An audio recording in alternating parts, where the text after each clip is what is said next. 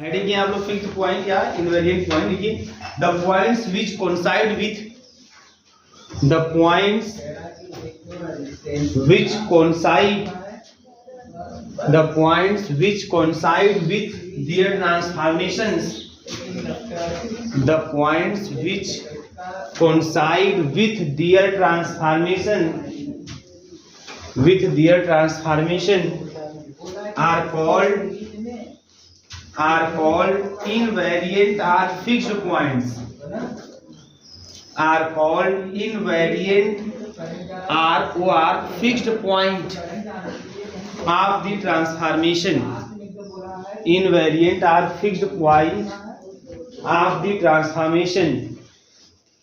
ठीक है, आगे लिखिएगा इसमें fixed point of a transformation, fixed point of a transformation, fixed point of a transformation W is equal to FZ, W is equal to FZ are obtained by the W is equal to FZ are obtained by the equation Z is equal to FZ, are obtained by the equation Z is equal to FZ। ठीक है, Z is equal to FZ। तो ये इस तरीके से है case यहाँ पे। ठीक है, आगे लिखिएगा, पैराग्राफ में लिखिएगा, देखिए ध्यान दीजिए, पैराग्राफ चेंज करिए। अब देखो मान लो इनवेरिएंट पॉइंट हम निकालना चाह रहे हैं, इसके लिए द इनवेरिएंट पॉइंट, इनवेरिएंट को अब एमसीक्यू के लिए ध्यान देने वाली बात है। Invariant point of W is equal to FZ is equal to AZ plus B upon CZ plus D। चलो इस ट्रांसफॉर्मेशन के लिए जो हम जानते हैं, जिसको हम बाइलिनियर ट्रांसफॉर्मेशन के नाम से जानते हैं, चलिए इस ट्रांसफॉर्मेशन के लिए पता करना चाहते हैं कि इनवेरिएंट पॉइंट क्या होगा। वैसे तो कोई भी आपको फंक्शन दे देगा इस तरीके से Z W equal to FZ के रूप में, जब भी उसका आपको फिक्स्ड पॉइंट या इनवेरिएंट पॉइंट निकालना होगा तो क्या करना होगा, आपको FZ के स्थान पे Z पुट कर देना है और Z की वैल्यू फाइंड कर लेंगे। बात समझ आ रही है? तो चलिए हम एक ट्रांसफॉर्मेशन लेते हैं, वो भी स्पेशल ट्रांसफॉर्मेशन, जो बाइलिनियर ट्रांसफॉर्मेशन जो भी जस्ट आप पढ़े हैं, इसको लेते हैं और देखते हैं कि इसमें कौन सा पॉइंट इनवेरिएंट पॉइंट या फिक्स्ड पॉइंट के रूप में मिल रहा है आपको। तो देखिए आप यहाँ पे W equal to FZ is equal to AZ plus B upon CD plus D is obtained by, कैसे ऑब्टेन किया जाएगा भैया, ऑब्टेन्ड बाय एज, कैसे, अब इसी AZ plus B upon CZ plus D, यही आपका FZ है, इसी के इज इक्वल टू Z रख दीजिए आप, ठीक है ना, और Z की वैल्यू निकाल लीजिए, यही तरीका होता है। क्रॉस मल्टीप्लिकेशन, तो AZ प्लस का B is equal to Z और CZ प्लस का D, आप मल्टीप्लाई कर लीजिए तो आपको मिल जाएगा AZ प्लस का B is equal to CZ square plus का DZ, है ना। सबको एक साइड ट्रांसफर कर ले तो CZ स्क्वायर और प्लस का D माइनस का A और Z माइनस का B इज इक्वल टू 0 हो जाएगा इस तरीके से। अब ये यहाँ पे इस तरीके से आपको प्राप्त हो गया। अब क्या करना है यहाँ पे, अब एक क्वाड्रेटिक इक्वेशन बन गया, Z की वैल्यू निकालनी है तो हम लगा दे सिद्धाचार्य का फार्मूला, है ना, निकल जाएगा।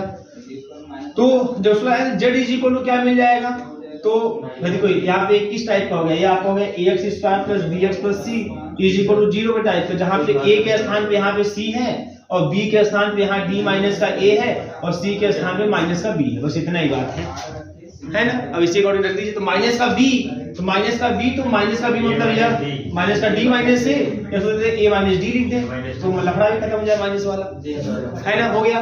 फिर प्लस माइनस रूट में b स्क्वायर, तो b स्क्वायर मतलब यही हमारा b माइनस a या a माइनस d, बात एक ही है। जब स्क्वायर की बात कर रहे हैं तो जो a माइनस d का स्क्वायर आता है वही d माइनस a का भी स्क्वायर आता है ना। और माइनस का 4ac, तो 4 है ना bc प्लस कर जाएगा, बोलो भाई 4a की जगह कितना c और c की जगह माइनस का b, तो यही हो जाएगा, प्लस हो जाएगा 4bc और अपान 2a मतलब 2c, ये Z की वैल्यू मिल गई हमको इस तरीके से। तो यहां से हमें अगर देखा जाए तो आपको इसको मैं ऐसे लिख दूं, ऐसे शार्ट में Z is equal to a minus का d, ऐसे लिख देता हूं, प्लस माइनस रूट में m upon 2c, where m is equal to a minus D का होल स्क्वायर और प्लस का 4bc। ठीक है, अब कुछ रिजल्ट्स आएंगे जो एमसीक्यू के हिसाब से आपको ध्यान रखना होगा। तो यह is equal to a minus D का स्क्वायर प्लस का 4bc। तो ये आ गया। इस तरीके से अगर हम बोले तो if m is equal to 0, अगर किसी बाइलिनियर ट्रांसफॉर्मेशन के लिए m की वैल्यू 0 आ जाए, m की वैल्यू 0 मतलब a माइनस डी का होल स्क्वायर प्लस 4bc की वैल्यू 0 आ जाए, तो ऐसे केस में you get only one invariant point and which is a minus D upon 2c। बस में ना only one invariant point, you get only one invariant point कब? when m is equal to 0, that is when a minus d का whole square plus का 4bc is equal to 0। तो किसी भी bilinear transformation में अगर a माइनस डी का whole square plus 4bc की वैल्यू 0 आ जाती है तो हमें एक ही केवल मिलता है फिक्स्ड पॉइंट या इनवेरिएंट पॉइंट, और वो जो एक फिक्स्ड पॉइंट या इनवेरिएंट पॉइंट का कौन होता है? a minus D upon 2c।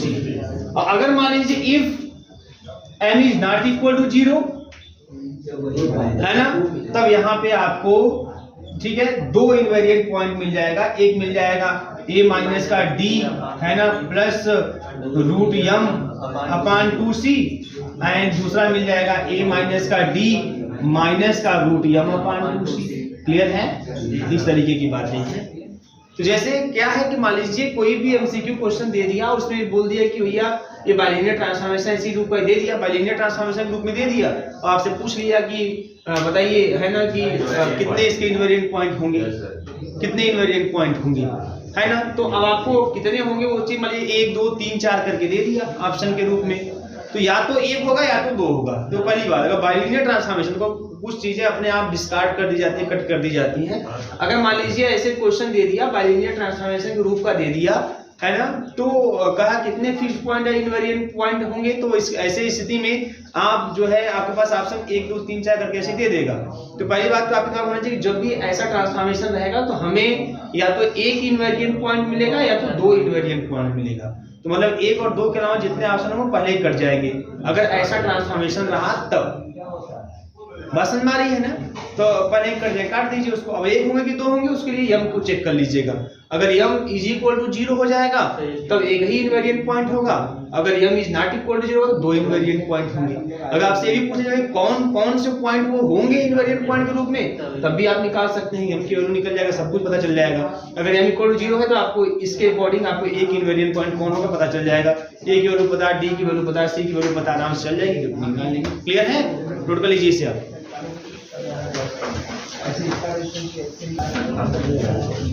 मान लीजिए ए हमारे पास ट्रांसफॉर्मेशन है, ध्यान दीजिएगा, यही ट्रांसफॉर्मेशन इसी टाइप का, और मैंने बोल दिया कि इसके साथ एक कंडीशन और है, a माइनस डी भी 0 है और c भी 0 है। तो बताइए आपको इनवेरिएंट पॉइंट के रूप में क्या मिलेगा? 0 कंफर्म बताइएगा। देख लीजिए, समझ लीजिए, जल्दबाजी मत करिए। अगर a माइनस डी 0 हो और c 0 हो तो ऐसे केस में इनवेरिएंट पॉइंट के रूप में क्या मिलने वाला है आपको? हाँ, अगर a माइनस डी की वैल्यू भी 0 हो और c की वैल्यू भी 0 हो तब इनवेरिएंट पॉइंट के रूप में क्या मिलेगा? 0 कंफर्म बताइए भाई। अच्छा, आपको मैं थोड़ा सा एक समझाऊं, ध्यान दीजिएगा। अच्छा, अब लोग दिमाग लगाते रहिए और सुनिए बात ध्यान से। अगर मान लीजिए हमारे पास fz is equal to z cube हो, है ना। अभी मैं समझाता हूँ इनवेरिएंट का मतलब है यहाँ पे क्या है, कोइंसाइड करने का मतलब क्या है, समझ रहे हैं आप, इसको भी समझ लीजिए आप। और एक मैं और ले रहा हूँ फंक्शन w या fz इज इक्वल टू कुछ ऐसा ले रहा हूँ, z अपान z माइनस का 2, ऐसा कुछ ले रहा हूँ, ठीक है। अब मुझे पता करना है कि इसका इनवेरिएंट पॉइंट क्या है। चलिए इसको पता करते हैं। चलिए पहला क्वेश्चन, दूसरा क्वेश्चन, है ना। मान लीजिए fz equal to z cube का मुझे इनवेरिएंट पॉइंट पता करना है, तो आपको क्या करना है भैया, पहले सॉल्यूशन जब करेंगे आप पहले का, तो इनवेरिएंट पॉइंट क्या करते हैं, z cube is equal to z कर देंगे, यही करना होता है। fz इक्वल टू जेड करना होता है, fz equal to z cube, z cube equal z कर देंगे। सॉल्व कर लेंगे आप, तो जेड क्यूब माइनस का z master is equal to 0, तो यहाँ से जेड कर लेंगे कॉमन, तो जेड स्क्वायर माइनस का 1 इज इक्वल टू 0, है ना। तो यहाँ पे क्या मिल जाएगा आपको, मिल जाएगा जेड इज इक्वल टू 0 और Z is equal two plus minus 1। इसका हमको मिल गया फिक्स्ड पॉइंट है इनवेरिएंट पॉइंट। इसी तरह से दूसरे वाले का अगर हम सॉल्व करें, दूसरे वाले की बात करें तो दूसरे वाले को भी वही काम सेम तरीके से z upon z minus 2 is equal to z कर दीजिए, है ना, क्रॉस मल्टीप्लीकेशन कर दीजिए तो z स्क्वायर माइनस का 2z और माइनस का z is equal to 0, multiplication में ट्रांसफर भी कर दिया तो z माइनस का 3 is equal to 0, then you get z is equal to 0 और z इक्वल टू 3। इसमें दो इनवेरिएंट पॉइंट मिल गए, है ना। अब बताइए फिक्स्ड पॉइंट है इनवेरिएंट पॉइंट वह पॉइंट होता है ना, जो ट्रांसफॉर्मेशन से कोइंसाइड कर जाता है। इसका मतलब क्या, इसका मतलब बहुत सिंपल तरीका, ऐसे देखो ये z है वो पॉइंट है ना, और ये ट्रांसफॉर्मेशन हमारे पास है। अगर z इक्वल टू 0 यहाँ रखो चाहे यहाँ रखो दोनों सेम आएगा, ये मतलब कहने का मतलब जो फंक्शन की वैल्यू आएगी वही z की वैल्यू आएगी सेम। कोइंसाइड का मतलब ये चीज है दोनों सेम हो जाए, दोनों को सेम, दोनों कोइंसाइड कहेंगे, जो z आए वही अब z भी आए, बात समझ में आ रही। अगर z इक्वल रखेंगे 0 तो देखो यहाँ रख दो 0 तो 0 ही आएगा, z इक्वल रखेंगे 3 तो यहाँ भी 3 हो जाएगा, और यहाँ भी देखो 3 अपान 3 माइनस 2 मतलब 3 ही आएगा। तो फिक्स्ड पॉइंट जो पॉइंट होता है इनवेरिएंट पॉइंट होता है ना, इस ये जो z की वैल्यू होगी, है ना, जो फिक्स्ड पॉइंट रूप में z आएगा हमारा वही जब रखेंगे फंक्शन में तो फंक्शन भी हमें वही वैल्यू देगा, सेम वैल्यू, दोनों वैल्यू सेम हो जाएंगे, मतलब कोइंसाइड कर जाएंगे, है ना। वही चीज यहाँ भी अगर देखिए, अगर यहाँ भी वही चीज अगर देखना चाहें तो क्या हो जाएगा, देखिए ध्यान से, तो यहाँ के केस में आपको क्या मिल जाएगा, यहाँ पे z equal to 0 plus minus 1, यहाँ देखो यहाँ पे वही हाल है। अगर z इक्वल टू 0 तो यहाँ z क्यूब भी 0 ही देगा आपको, और z इक्वल टू अगर 1 लोगे तो ये भी आपको 1 ही देगा, z इक्वल टू अगर माइनस 1 लोगे तब भी ये आपको माइनस 1 ही देगा, है ना। तो ये होता है कोइंसाइड करने का मतलब, बात समझ में आ रही है। अब चलो यहाँ पास इसको देखो तो ये जो az plus B upon cz plus D है, तो अगर a minus D equal to 0 और c इक्वल टू 0 है तो इसका फिक्स्ड पॉइंट बोला जा रहा है कि 0 का लेना आप लोग, तो देखिए 0 आता है कि नहीं आता है इसका फिक्स्ड पॉइंट, ठीक है ना। तो ध्यान दीजिए जो हमारे पास है कॉन्सेप्ट है उसके हिसाब से अगर चलें तो हमने यही सॉल्व किया हुआ है z इक्वल टू, है ना। तो अगर a माइनस डी 0 पुट कर देंगे आप, a माइनस डी 0 पुट कर देंगे और c भी 0 पुट कर देंगे तो m 0 हो जाएगा, m 0 हो जाएगा, है ना, और ये भी 0 हो जाएगा और ये भी z 0 हो जाएगा, तो क्या मिल जाएगा आपको,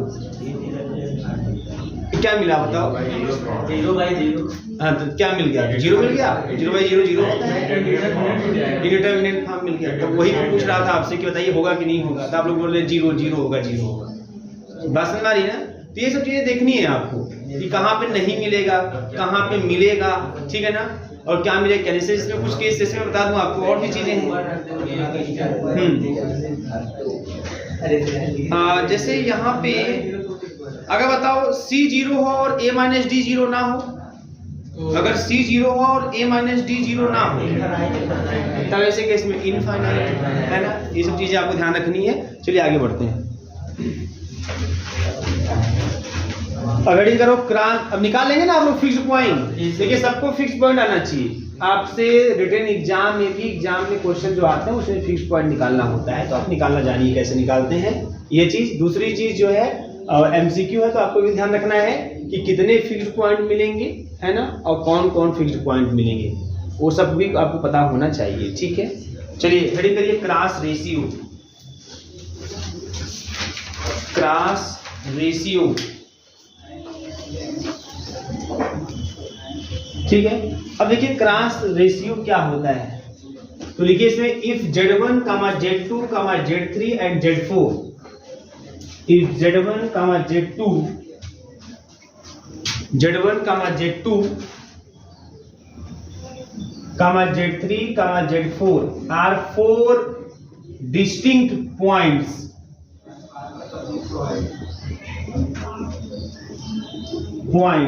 then the ratio, जो ऐसा रेशियो या कैसा, z1 माइनस का z2 अपान z2 माइनस का z3 इंटू z3 माइनस का z4 अपान z4 माइनस का z1, जो इस तरह का रेशियो है ना, इस कॉल्ड क्रॉस रेशियो। इसी को हम लोग बोलते हैं क्रॉस रेशियो, ये यहाँ पे क्रॉस रेशियो के नाम से जाना जाता है, ठीक है। Z1 माइनस Z2 अपान Z2 minus Z3 into Z3 minus Z4 अपान Z4 माइनस का Z1, है ना। दोनों वैल्यू सबकी सब वैल्यू डिस्टिंक्ट होनी चाहिए, क्योंकि जानते हैं कोई भी दो वैल्यू अगर सेम कर जाएगा तो रिजल्ट पूरा जीरो हो जाएगा, कोई मतलब नहीं है इस रेशियो का, है ना। इस रेशियो का मीनिंग तभी निकलेगा जब चारों के चारों पॉइंट डिस्टिंक्ट होने चाहिए। अब ऐसा नहीं कि Z1 से ही स्टार्ट करो, बस समझ में ना। आप ये चीज ऐसे भी स्टार्ट कर सकते हो, Z2 माइनस का Z3 अपान Z3 माइनस का Z4 और Z4 माइनस का Z1 अपान Z1 माइनस का Z2, तब भी चलेगा। अब एक काम Z3 से भी स्टार्ट कर सकते हो, Z4 से भी स्टार्ट कर सकते हो, किसी भी क्रम से स्टार्ट कर सकते हो। इतना ही नहीं, जैसे Z1 Z2 Z3 Z4 है तो इसका कोई भी क्रम बना लीजिए। आपका मन है कि नहीं पहले Z3 को रखेंगे, बाद में Z2 को रखेंगे, फिर Z4 को रखेंगे, फिर Z1 को रखेंगे, कोई दिक्कत नहीं, रख दीजिए। अब फिर क्रम वही चलेगा, Z3 माइनस का Z2 अपान Z2 माइनस का Z4, फिर Z4 माइनस का Z1 अपान Z1 माइनस का Z3, तो उसी पैटर्न पे चलेगा। तो ऐसा नहीं कि क्रम 1 2 3 4 ही रहे, ऐसा कोई मतलब नहीं है। 4 पॉइंट हैं, है ना, चारों को किसी भी क्रम में लेके, लेकिन जब जिस क्रम में आप लीजिए उस तरह से ऐसे अरेंज कर दीजिए। तो इसको हम लोग क्या बोलते हैं, इसको बोलते हैं क्रॉस रेशियो। और शॉर्ट में इसी को हम लोग ऐसे लिखते हैं, Z1 जिस रूप में लिखा है आपने इसको लिखा है ऐसे, तो यह हो जाएगा Z1 Z2 Z3 Z4, यह ऐसे शॉर्ट में इसको ऐसे लिखा जाता है। इसको लिखते हैं हम लोग, अब Z2 से स्टार्ट किया, Z2 Z3, है ना, Z4 और Z1, ये इस तरीके से। तो ये चीज क्रॉस रेशियो कहलाता है। बात समझ में आ रही है। अब इसी पे एक क्वेश्चन आता है जो रिटन एग्जाम के लिए जरूरी है, तो उसको लिख लीजिए पहले आप। चलिए, हो गया, लिख दिया आप लोग ना। Is called the cross ratio of Z1 Z2 Z3 Z4, ठीक है, of Z1 Z2 Z3 and Z4। एक लाइन इसमें क्या लाइन क्या बता रहा हूं आप लोगों को, लिखिए एज ए थ्योरम के रूप में, ठीक है, थ्योरम के रूप में लिखिएगा। To prove that cross ratio remains invariant, cross ratio remains invariant under a bilinear transformation, cross ratio remains invariant under bilinear transformation, under bilinear transformation ROR, let W1, W2, W3, W4, let W1, W2, W3, W4 be the images of 4 distinct points, be the images of 4 distinct points Z1, Z2, Z3, Z4, be the images of 4 distinct points Z1, Z2, Z3, Z4 in Z plane under a bilinear map, in a Z plane under a bilinear map, then under a bilinear map, then W1, W2, W3, W4, W3, W4 is equal to Z1, Z2, Z3, Z4। यह इसका मतलब है कि cross ratio remains invariant under the bilinear transformation, मतलब bilinear transformation के भी under में cross ratio क्या होता है, फिक्स होता है ना, वह चेंज नहीं होता है। मतलब जो value W1, W2, W3, W4 का आएगा वही value Z1, Z2, Z3, Z4 का आएगा। यहाँ जहाँ पे W क्या है, जहाँ पे W बाइलिनियर ट्रांसफॉर्मेशन है। बात समझ में आ रही है। यही आपका थ्योरम स्टेटमेंट बोला गया। तो ये लाइन आपको याद होनी चाहिए एमसीक्यू के हिसाब से कि cross ratio remains invariant under bilinear transformation, मतलब बाइलिनियर ट्रांसफॉर्मेशन के रिस्पेक्ट में क्रॉस रेशियो में कोई चेंज नहीं होता। मतलब चाहे Z1, Z2, Z3, Z4 लिखें, चाहे W1, W2, W3, W4 लिखें, दोनों की वैल्यू सेम आती है, चेंज नहीं होती। यही होता है इसका मतलब। इसको हम प्रिजर्वेंस ऑफ क्रॉस रेशियो भी कहते हैं, है ना, मतलब क्रॉस रेशियो प्रिजर्व रहता है अंडर द बाइलिनियर ट्रांसफॉर्मेशन। ठीक है, अब इसे तो कैसे दिखाएंगे भैया, बहुत सिंपल है, आप आसानी से इसको दिखा सकते हैं, कोई समस्या नहीं, खाली कैलकुलेशन है। आपको दिखाना क्या है कि W1, W2, W3, W4 की वैल्यू वही होगी जो Z1, Z2, Z3, Z4 की होगी। तो ये देखिए W1, W2, और W3 W4 इसकी वैल्यू क्या होगी? W1 माइनस का W2 अपान W2 माइनस का W3 और W3 माइनस का W4 और W4 माइनस का W1, यही होगा। तो अब इन चारों की वैल्यू निकाल लीजिए, क्वेश्चन नंबर फर्स्ट और चारों की वैल्यू निकाल लीजिए। किसकी वैल्यू? W1 माइनस W2 की वैल्यू निकाल लीजिए, W2 माइनस W3 की वैल्यू निकाल लीजिए, W3 माइनस W4 की वैल्यू निकाल लीजिए, W4 माइनस W1 की वैल्यू निकाल लीजिए। देखिए सबसे पहले से इस W इज इक्वल टू क्या है हमारे पास? AZ plus B upon CZ plus B, एक बाइलिनियर ट्रांसफॉर्मेशन है और AD minus BC is not equal to 0। तो बाइलिनियर ट्रांसफॉर्मेशन खाली उस रूप का ही नहीं होना चाहिए, ये कंडीशन भी होल्ड करना चाहिए, आपने समझ लिया है। तो आइए हम निकालते हैं W1 माइनस का W2। तो W1 क्या होगा? AZ1 प्लस का B अपान CZ1 प्लस का D और माइनस का W2 क्या होगा? AZ2 प्लस का B अपान CZ2 प्लस का D। अब इसी को सॉल्व कर लेंगे और कुछ नहीं करना है, सॉल्व कर लेंगे। एलसीएम हो जाएगा CZ1 प्लस का D है ना और CZ2 प्लस का D और चलिए क्रॉस मल्टीप्लिकेशन करा देते हैं।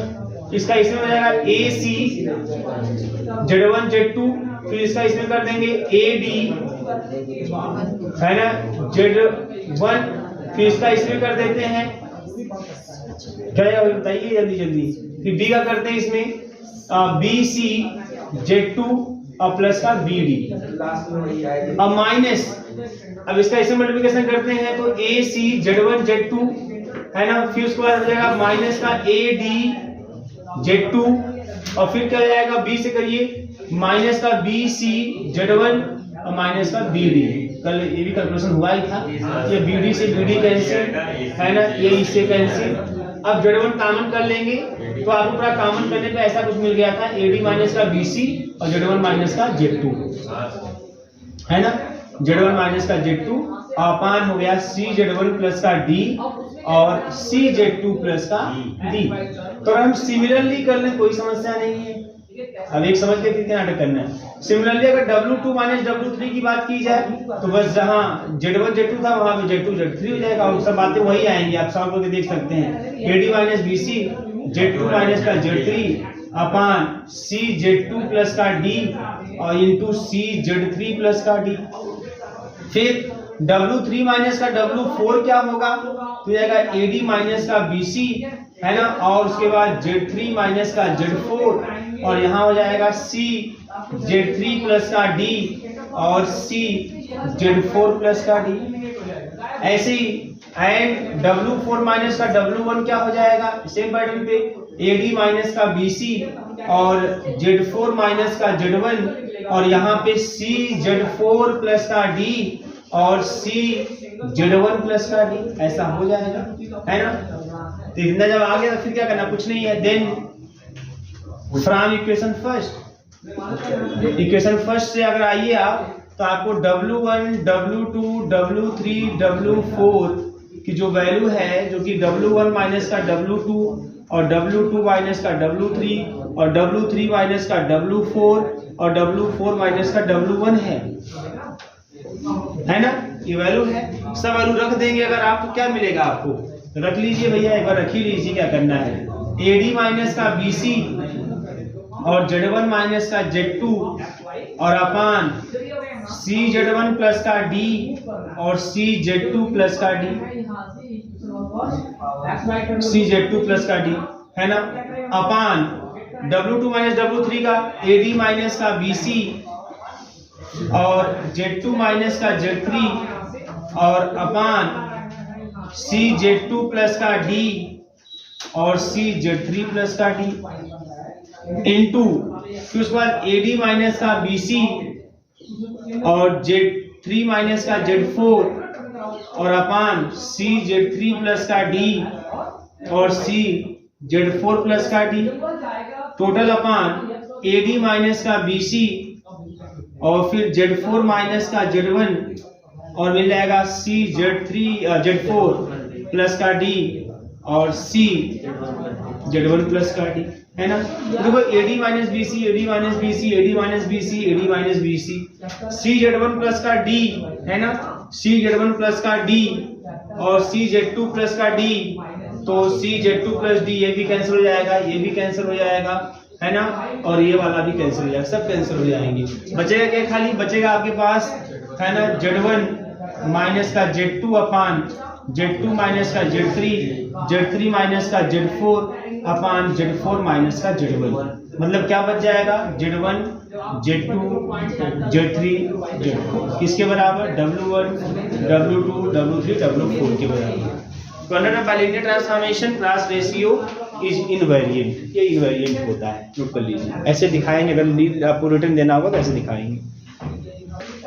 देखिए question, to prove that, question या थ्योरम जो भी समझ लीजिए इसको, to prove that in general, to prove that in general there are two values of z, there are two values of z bracket में इनवेरिएंट पॉइंट, दोनों point कैसे होंगे z के, invariant point. Two values of z bracket में invariant point, bracket में invariant point for विच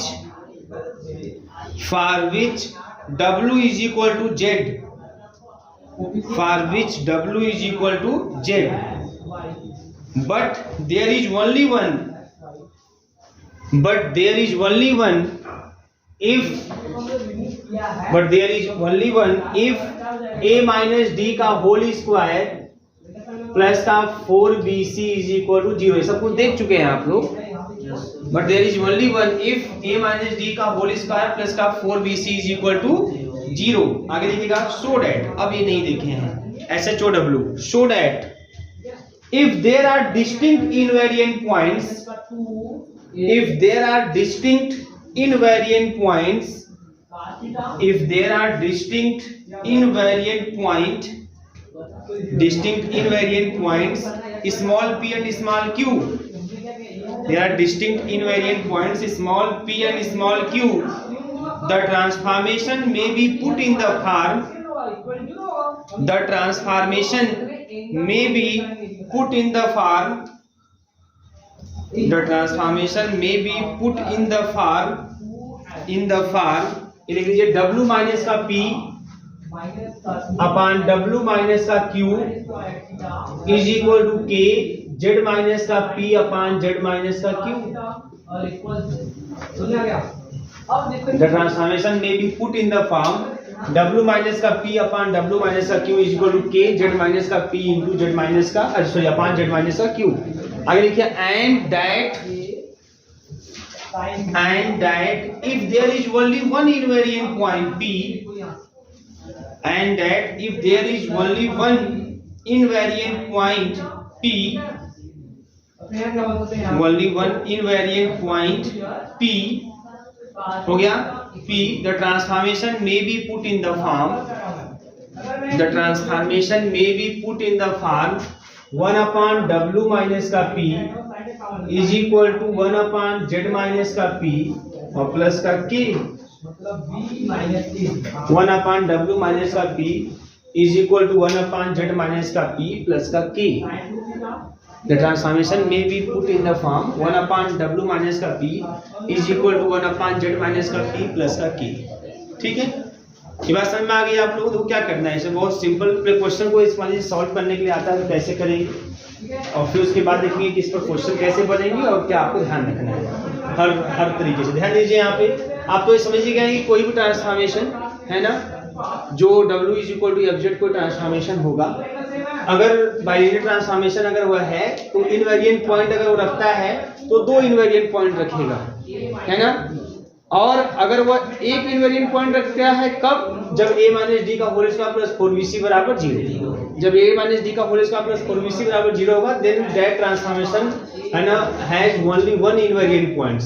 अच्छा, अब हमारा जो बाइलिनियर ट्रांसफॉर्मेशन है ना, ए कंडीशन अगर इक्वल टू 0 है तो एक invariant point, not equal to 0 है तो 2 इनवेरिएंट पॉइंट रखेगा। मान लीजिए 2 इनवेरिएंट पॉइंट रखता है तो उस दोनों इनवेरिएंट पॉइंट का नाम मैं देता हूं, जेड की जो 2 वैल्यू मिलेगी हमें इनवेरिएंट पॉइंट के रूप में या फिक्स पॉइंट के रूप में, मैं उसको नाम देता हूं पी एंड क्यू। अगर मान लीजिए a माइनस डी का होल स्क्वायर प्लस 4bc बराबर 0 है तो हमें एक ही इनवेरिएंट पॉइंट मिलेगा, उसका नाम मैं देता हूं p। अगर ऐसा स्थिति है कि 2 इनवेरिएंट पॉइंट की स्थिति में हम ये उस ट्रांसफॉर्मेशन को इस फॉर्म में लिख सकते हैं, और एक इनवेरिएंट पॉइंट रहेगा तो ट्रांसफॉर्मेशन को हम इस फॉर्म में लिख सकते हैं, और इन फॉर्म को हम नॉर्मल फॉर्म कहते हैं। ये नॉर्मल फॉर्म है in the case of two invariant point, और ये नॉर्मल फॉर्म है in the case of one invariant point. इसको नॉर्मल फॉर्म बोलते हैं।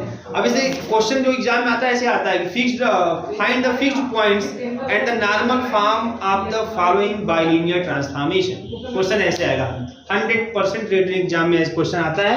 हो सकता है एमसीक्यू में भी क्वेश्चन आ जाए, कोई बड़ी बात नहीं होगी, है ना। दिमाग में अगर आपके रहेगा तो आपको फल दे दिया कि बाइलिनियर ट्रांसफॉर्मेशन है ना, which of the following is the normal form, है ना, कौन इसका नॉर्मल फॉर्म है, इट्स नॉर्मल फॉर्म, तो चार्ट में दे देगा इसी फॉर्म में। तो कुछ दो फॉर्म मान लीजिए इस रूप का दे दिया, तो दो फॉर्म इस रूप का दे दिया, तो पहले आप फिक्स्ड पॉइंट निकाल लो भैया। अगर फिक्स्ड पॉइंट 2 हो गया तब तो भैया यही दो इसी फॉर्म का कोई दो मतलब इसी फॉर्म का सही होगा, अगर एक होगा तो इसी फॉर्म का सही होगा, पूरे दो ऐसे ही काट देंगे आप। उसके बाद फिर वो दो में से कौन एक सही है, तो भैया जो फिक्स्ड पॉइंट को निकाल लो क्या है वो, बात समझ आ रही है ना, उसको निकाल लीजिए। तो अगर मान लीजिए हमने निकाल लिया, दो इनवेरिएंट पॉइंट मिल गया हमें, तो दोनों पी और क्यू का हम मान ही रख देंगे, पी क्यू जो यहाँ रहेगा वही हम दिखाई देगा, है ना। क्लियर है, आसानी से बता लेंगे कि कौन सा नॉर्मल फॉर्म होगा, ठीक है ना। और रिटर्न में भी आएगा तो ऐसे सॉल्व करके बता लेंगे, कोई विशेष समस्या नहीं है। रिटर्न में भी क्या करना होगा, फिक्स्ड पॉइंट निकाल के इसी में रख देना है, ये कि हाँ ये याद होना चाहिए आपको कि in the case of two invariant point, है ना, the normal form is this w minus p upon w minus q is equal to k times and z minus p upon z minus the q.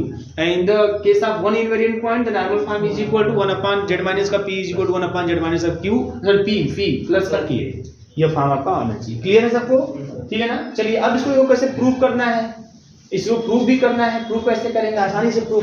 तो ये तो चीज आप समझ ही रहे हैं, है ना। Bilinear transformation, since the bilinear solution इसका देखते हैं, ऐसा प्रूफ देखते हैं, है ना। सिंस द बाइलिनियर ट्रांसफॉर्मेशन, क्या है बाइलिनियर ट्रांसफॉर्मेशन, इस कर चुके हैं आप, इसे पहला पार्ट आप कर चुके हैं। बाइलिनियर ट्रांसफॉर्मेशन इज क्या, W is equal to FZ is equal to AZ plus B upon CZ plus D, ये आपका बाइलिनियर ट्रांसफॉर्मेशन है ना। तो क्या करते हैं इसके लिए, फॉर फिक्स्ड पॉइंट या इनवेरिएंट पॉइंट, फिक्स्ड पॉइंट के लिए क्या करते हैं, है ना, पुट कर देते हैं आप FZ बराबर Z कर देते हैं, तो AZ प्लस का B अपॉन CZ प्लस का D is equal to Z। तो आपने देखा Z में क्वाड्रेटिक इक्वेशन आया हुआ था, क्या आया था, CZ स्क्वायर, है ना, और माइनस A माइनस का D और Z, है ना, और क्या मिला था आपको बताइए, और माइनस का B is equal to 0। Equation number first ये आपको मिला था। यहाँ से Z की वैल्यू सॉल्व किए तो मिल गया हमको A माइनस का D और प्लस माइनस रूट में A माइनस D का होल स्क्वायर प्लस का 4BC अपॉन 2C, ये हमें मिल गया था, है ना। तो इस तरीके से हमारे पास इफ A माइनस D का होल स्क्वायर और प्लस का 4BC is not equal 0, then, है ना, there exist two invariant point, दो इनवेरिएंट पॉइंट होंगे, टू इनवेरिएंट पॉइंट से P एंड Q, और जहां पे P जो हो जाएगा वो हो जाएगा A माइनस का D और plus minus root plus just plus root में A माइनस D का होल स्क्वायर और प्लस का 4BC और अपॉन 2C, एंड Q हो जाएगा A minus D minus root में A माइनस D का स्क्वायर प्लस का 4BC अपॉन 2C। इसी प्रकार से अगर मान लीजिए इफ A माइनस D का स्क्वायर प्लस का 4BC अगर इक्वल टू 0 हो जाए, then there exist only one invariant point, only one invariant point, एक ही इनवेरिएंट या फिक्स्ड पॉइंट आपको मिलेगा, है ना। पॉइंट से मान लेते हैं वो P है, उसको P से केवल दिखाइए, तो P इज इक्वल टू केवल मिलेगा A माइनस का D अपॉन 2C। ये सब बातें स्पष्ट हो गई, है ना। दूसरा केस कि अगर टू इनवेरिएंट पॉइंट है तो आपको यह प्रूव करना है ना। कैसे इसको प्रूव करेंगे, ठीक है। तो let there are two invariant point, there are two invariant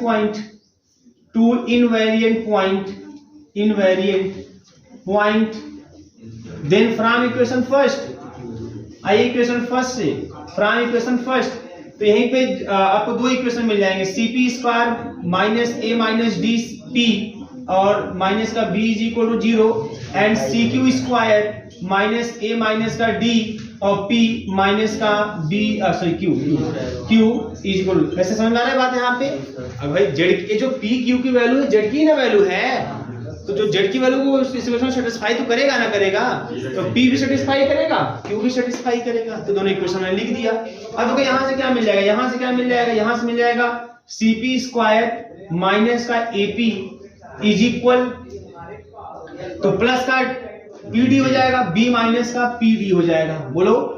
और यहां से मिल जाएगा आपको cq स्क्वायर माइनस का aq इज इक्वल टू, यहां मिल जाएगा b और माइनस का qd, ये मिल जाएगा इस तरह से। अच्छा, अब इससे क्या फायदा देखो यहाँ पे। नाउ हमको दिखाना है कि इस केस में ये नॉर्मल फॉर्म होगा, तो नाउ w माइनस का p अपान w माइनस का q, ये वैल्यू सॉल्व कर लेते हैं, ये दिखा देते हैं। देखेंगे ये वैल्यू जो आएगा वो इसी के बराबर आएगा, बस में ऐसे दिखाना होता है। w मतलब क्या, az plus b upon cz plus का d और माइनस का p, और w मतलब फिर क्या, az प्लस का b अपान cz प्लस का d माइनस का q। तो जो डिनोमिनेटर है एलसीएम लेने तो कट ही जाने वाला है, आपको मिल जाएगा az प्लस का b है ना, और माइनस का pcz माइनस का pd अपान az प्लस का b माइनस का qcz माइनस का qd। क्लियर है? तो यहां से क्या मिल जाएगा, अब z वाला टर्म कॉमन कर लीजिए, तो z यहाँ है, यहाँ है, कॉमन कर लीजिए, तो क्या मिल जाएगा, a माइनस का pc और ये z मैंने कॉमन कर लिया। अब क्या क्या बचा हमारे पास, यहां से बचा b माइनस का, बोलो, b प्लस b और माइनस का pd, बोलो। क्लियर है ना? और यहां देखिए क्या हो जाएगा, यहां से भी z कॉमन कर लीजिए, तो a माइनस का qc z, यहां से बच जाएगा b और माइनस का qd। अब देखो हमारे पास ये पड़ा हुआ है कि जो b माइनस का pd है मैं उसका स्थान पे लिख सकता हूं। देखो यहाँ पे a माइनस का pc और z और b माइनस का pd का स्थान पे cp स्क्वायर माइनस का ap कर देते हैं, और अपान फिर a माइनस का qc और z और b माइनस qd के स्थान पे देते हैं cq स्क्वायर और माइनस का aq। हमको जो लाना है वो z minus p upon z minus q के फॉर्म में लाना है ना। तो देखिए अब क्या है, कॉमन हो सकता है यहाँ पे। तो अगर मान लीजिए मैं इसको एक साथ कर लूं, किसको एक साथ कर लेता हूँ, यहाँ पे ध्यान दीजिएगा क्या कॉमन बनेगा। आपको कॉमन करने पे कुछ z वाला टर्म z माइनस p, तो z देखो यहाँ पे हो जाएगा zcp है ना, और इसका फर्स्ट सेकेंड, इसका ये सेकेंड, ये दोनों टर्म फर्स्ट और लास्ट एक साथ ले लीजिए आप। तो फर्स्ट और लास्ट अगर आप लेंगे एक साथ तो क्या मिल जाएगा बताइए आपको, a minus AP, a minus AP में से a का हो जाएगा a1 माइनस p। तो देखिए तो a1 माइनस का p फर्स्ट और लास्ट कर लिया, और a सेकेंड a टर्म एक साथ कर लीजिए, माइनस का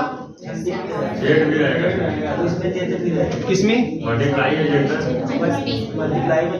अच्छा यहाँ पे ना z माइनस का az है ना, तो z माइनस का p हो जाएगा। ठीक, बहुत बढ़िया, सही है। अब देखो यहाँ से सेकंड टर्म में pcz है, यहाँ पे cp स्क्वायर है, तो माइनस का pc कॉमन कर लो, माइनस का pc कॉमन करो तो z हो जाएगा यहाँ से, और यहाँ से p हो जाएगा। क्लियर है? और यहाँ देखो यहाँ क्या मिल जाएगा, यहाँ से सेम तरीके से a z माइनस का q और माइनस का qc और z माइनस का q, बोलो मिल जाएगा। अब दोनों जगह से ऊपर z माइनस p कॉमन कर लो, तो a माइनस का pc और z माइनस का p, और हो जाएगा यहाँ पे a माइनस का qc और z माइनस का q। बात समझ में आ रही है? और इसी को नाम दे देंगे k, क्योंकि इसमें देखो z नहीं, इसमें सब a b c d p ऐसा कुछ है, z की वैल्यू है ना, z की वैल्यू है, तो सब कांस्टेंट टर्म है। इस तरह से मिल जाएगा w माइनस का p अपान w माइनस का q is equal to k और z माइनस का p अपान z माइनस का q। ये आपका आ गया where k is equal to, जहां पे k क्या है हमारे पास, जहां पे k small k is equal to a minus का pc अपान a माइनस का qc। तो ये आपको ध्यान रखना है कि जब दो इनवेरिएंट पॉइंट होगा तो नॉर्मल फॉर्म ये होगा, और जब एक इनवेरिएंट पॉइंट नॉर्मल फॉर्म, इसी तरीके से इसको भी प्रूव करेंगे आप। 1 अपान w माइनस p लेंगे आप, तो फिर इसको क्या करेंगे, सॉल्व करेंगे, इस फॉर्म को ला देंगे, आ जाएगा आसानी से। कर लीजिए इसको। कर लीजिए। हम आशा करेंगे सेकंड वाला पार्ट इसको भी आप कर लेंगे ना। ऐसे लेफ्ट हैंड साइड लीजिएगा, डब्ल्यू के स्थान पे A plus B upon C D plus D रखिएगा, सॉल्व करिएगा, इसी रूप में आ जाएगा जैसे मैंने इसको सेट किया है। कर लीजिएगा और बातें फिर नेक्स्ट डे करते हैं।